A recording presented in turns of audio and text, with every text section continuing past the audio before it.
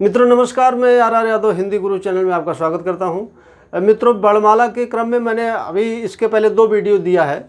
आज ये तीसरा वीडियो जो होगा तो जिसमें आप देख लीजिए, मैंने आपको वर्णमाला में सबसे पहले बताया है कि स्वर और व्यंजन क्या होते हैं।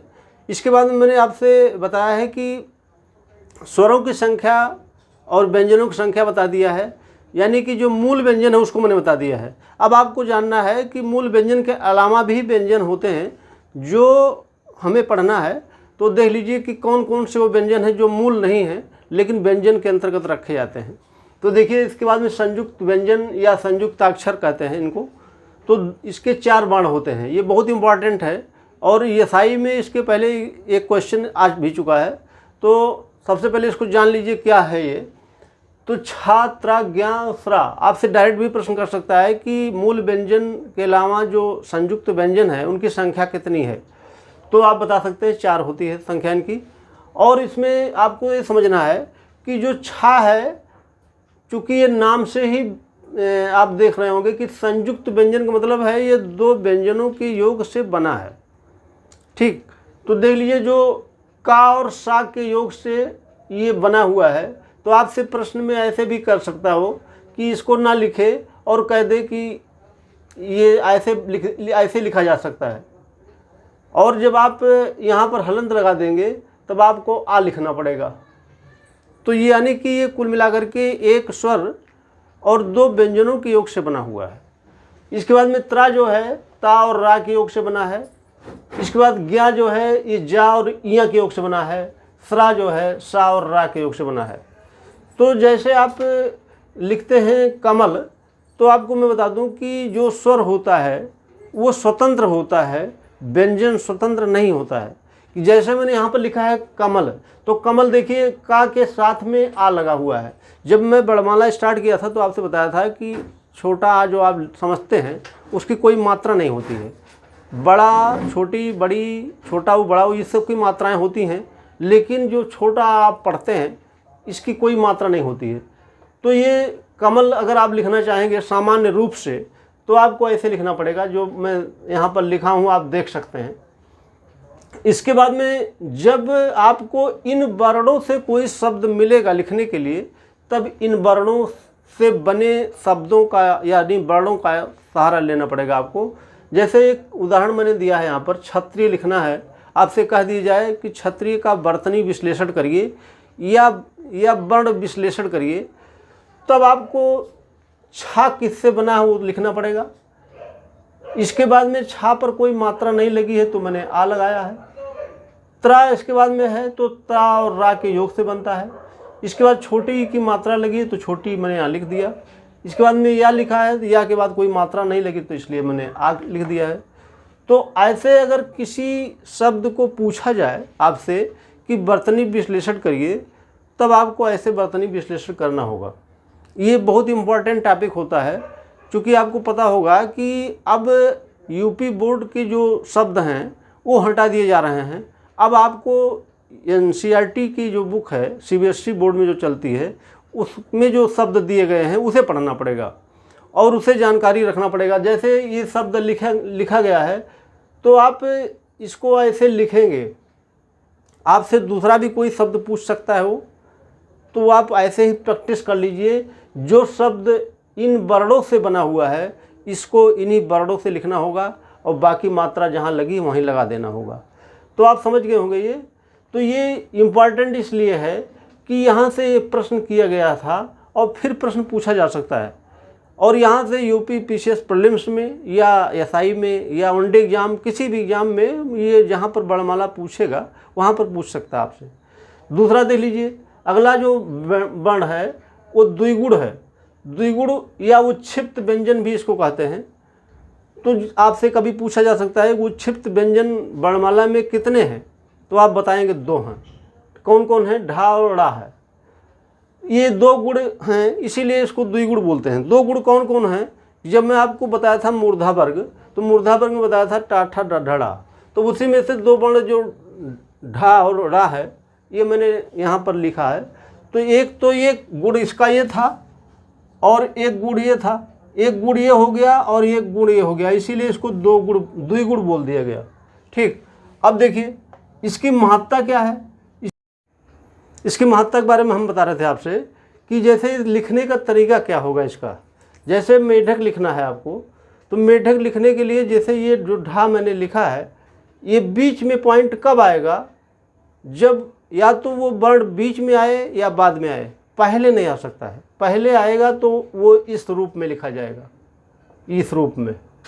तो देखिए ये मैंने दूसरा शब्द लिखा है, ढक्कन लिखा है, तो यहाँ पर आप पॉइंट नहीं लगा सकते हैं। क्यों? अगर पॉइंट लगा दिए तो गलत हो जाएगा। अगर ये पहले लिखना है तो आपको इस तरह से लिखना पड़ेगा, बीच में आए या बाद में आए तब आपको इस प्रकार से लिखना है। समझ गए होंगे आप। दूसरी बात कि यहाँ से प्रश्न किया गया है, एसआई में भी प्रश्न किया गया है, वनडे एग्जाम में भी किया गया है, फिर किया जाएगा। देखिए मैंने और शब्द लिखा है, पढ़ाई लिखा है, तो बीच में वर्ण आया तो इसलिए यहाँ पर पॉइंट लगा। पहले यहाँ आया तो नहीं लगा, इसीलिए क्योंकि पहले नहीं लगता है। ठीक, आपको ये बहुत इम्पॉर्टेंट टॉपिक है, ध्यान रखना है। यहाँ से प्रश्न किए जाते हैं तो आप इसको ऐसे ध्यान में रखेंगे। दूसरा चीज़ देखिए, अगला पॉइंट, नासिक के व्यंजन। आपसे पूछा जाएगा कि नासिक के व्यंजन वर्णमाला में कितने होते हैं, तो 2 वर्ण बताएंगे आप, एक अनुस्वार है और एक विसर्ग है। ऐसे लिखा जाता है तो उसको अनुस्वार बोलते हैं, ऐसे लिखा जाता है तो विसर्ग बोलते हैं। इसके 2 पार्ट होते हैं। जैसे ये अनुस्वार होता है, जैसे अंगूर लिखते हैं आप, अंगद लिखते हैं, लंगूर लिखते हैं। अगर आपने ऐसे चंद्र बिंदु वाला पॉइंट आपने पढ़ा होगा, उसको हम हिंदी की भाषा में अनुनासिक बोलते हैं। ठीक, तो अब आप चंद्र बिंदु न कह करके अनुनासिक बोलेंगे, क्योंकि उसका शुद्ध नाम अनुनासिक है। तो जिस शब्द के ऊपर अनुनासिक लगता है उसको हम, जब आप तत्सम तद्भव पढ़ेंगे तब इसकी महत्ता पता चलेगी कि वास्तव में वो शब्द तद्भव होता है जिस शब्द के ऊपर चंद्र बिंदु यानी कि अनुनासिक लग जाता है। तो आपसे पूछा जाएगा कि नासिक के व्यंजन कितने होते हैं, या अयोगवाह इसी का नाम है, या पंचमाक्षर भी इसी को कहते हैं। तो आपसे पूछा जा सकता है कि हिंदी वर्णमाला में जो पंचमाक्षर हैं वो कितने हैं, तो 5 हैं वो। दूसरी बात, नासिक के व्यंजन के अंतर्गत पंचमाक्षर आता है, तो कुल मिलाकर के 7 वर्ण हो गए। पंचमाक्षर क ख ग घ ङ, और फिर इया है, फिर डा है, फिर ना है, फिर मा है, तो 5 वर्ण हो गए, और 2 वर्ण ये, तो कुल मिलाकर के 7 वर्ण हो गए। तो इसको नासिक बोला जाए, या अयोगवाह बोला जाए, या पंचमाक्षर बोला जाए, तीनों वर्ण का मतलब एक होता है। तो आप ध्यान में रखेंगे ऐसे। इसके बाद देखिए, जितना वर्णमाला में वर्ण है वो मैंने बता दिया आपको, यानी कि कुल मिलाकर के मैंने बताया था कि वर्णमाला में 52 वर्ण होते हैं। तो 52 वर्णों की चर्चा मैंने कर दिया। एक वर्ण ऐसा है कि जो आपके कोर्स में है, प्लुत या लुप्ताकार, इसके बारे में जान लीजिए आप। प्लुत कहेंगे या लुप्ताकार कहेंगे, वो आपने पढ़ा होगा। ऐसे ओम आपने पढ़ा होगा, ओम ऐसे भी लिखा जाता है, ओम ऐसे भी लिखा जाता है। ये संस्कृत का है, ये हिंदी का है।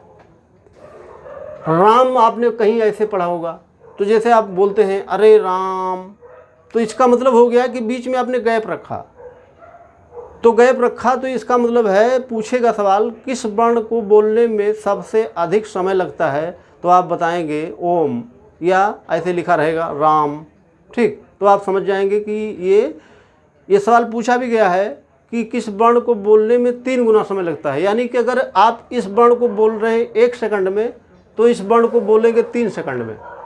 ठीक, समझ गए आप। इसके बाद देखिए, मैंने जब आपको स्टार्ट किया था वर्णमाला, तो उसमें बताया था कि जो का वर्ग है, का वर्ग का पहला वर्ण का है, का वर्ग का दूसरा वर्ण खा है, तीसरा गा है, चौथा घा है, 5वां ङा है।